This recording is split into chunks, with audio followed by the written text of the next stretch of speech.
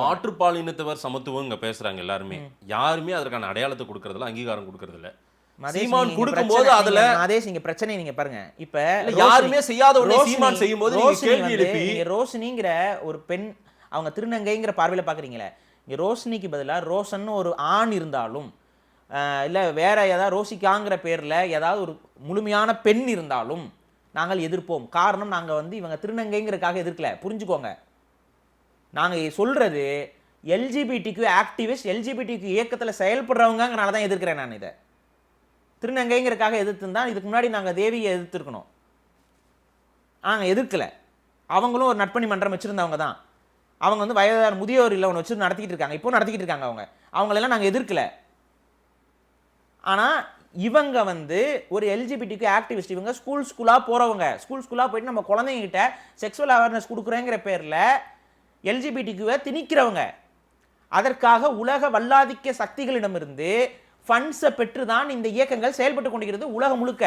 எல்ஜிபிடிக்கு எங்க இருந்து காசு வருதுன்னு நீங்க ஆய்வு செஞ்சு பாருங்க. அந்த ட்ரஸ்ட் எல்லாமே பெரிய அளவு சப்போர்ட்ல இருந்து இயங்கிக்கிட்டு இருக்கு. இந்தியாவில் மட்டும் இல்லை, உலக அளவில் இந்த எல்ஜிபிடிக்குனால இது நடந்த பிரச்சனைகள், இருக்கக்கூடிய சிக்கல்கள், உளவியல் பிறழ்வுகள். இப்போ நான் எல்ஜிபிடிக்கு ஆக்டிவிஸ்ட் எல்லாத்தையும் நம்ம ஏத்துக்கிறோம்னு சொல்றீங்களே, நான் கேட்குற கேள்வி ரெண்டே கேள்வி தான் நான் வச்சிருக்கேன். நாம் தமிழர் கட்சியா இருந்தாலும் சரி, மக்களாக இருந்தாலும் சரி, ரெண்டே கேள்வி. அந்த கேள்வி நான் வச்சிடறேன். ரெண்டே கேள்வி. ஒரு கேள்வி, பியூபர்ட்டி பிளாக்கர்ஸை அங்கீகரிப்பீர்களா? பியூபர்ட்டி பிளாக்கர்ஸ் என்று சொல்லக்கூடிய அந்த மாத்திரைகளை நீங்கள் அங்கீகரிக்க போகிறீர்களா? இந்தியாவில் இது வரைக்கும் அதுக்கான அங்கீகாரம் கிடையாது. இனிமேல் அங்கீகரிக்க போகிறீர்களா? அதே போல் செக்ஸுவல் அஃபர்மேஷன் சர்ஜரி 18 வயசுக்கு மேலே தான் பண்ணணும். ஆனால் ஒட்டுமொத்த எல்ஜிபிடிக்யூ அமைப்புகளும் செக்ஸுவல் அஃபர்மேஷன் சர்ஜரியை குழந்தைகளுக்கிடமே பண்ணணுங்கிற கோரிக்கை முன்வைக்கக்கூடியவர்கள்.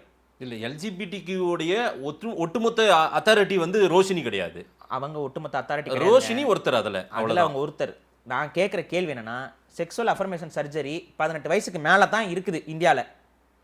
ஆனால் அந்த செக்ஸுவல் அஃபர்மேஷன் சர்ஜரினா என்னன்னா, இப்போ ஒருத்தர் ஆணாகவோ இல்லை பெண்ணாகவோ மாறணும்னு நினச்சிட்டு போய் ஹாஸ்பிட்டல் அட்மிட் ஆகி சர்ஜரி பண்ணுறாங்கல்ல, அந்த சர்ஜரியை இந்தியாவில் 18 வயசுக்கு முன்னாடி எந்த டாக்டரும் பண்ணக்கூடாது.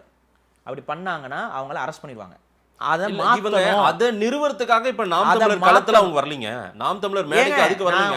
அபார்ட் ஃப்ரம் பாலிடிக்ஸ் நீங்க வாங்க. இங்க பாருங்க, எல்ஜிபிடிக்கு ஆக்டிவிஸ்ட ஒரு தமிழ் தேசிய இயக்கம் முன்னிலைப்படுத்தி கொண்டு போகுது அப்படின்னா அந்த இயக்கத்தின் மீது சந்தேகம் என்பது வரதான் செய்யும்.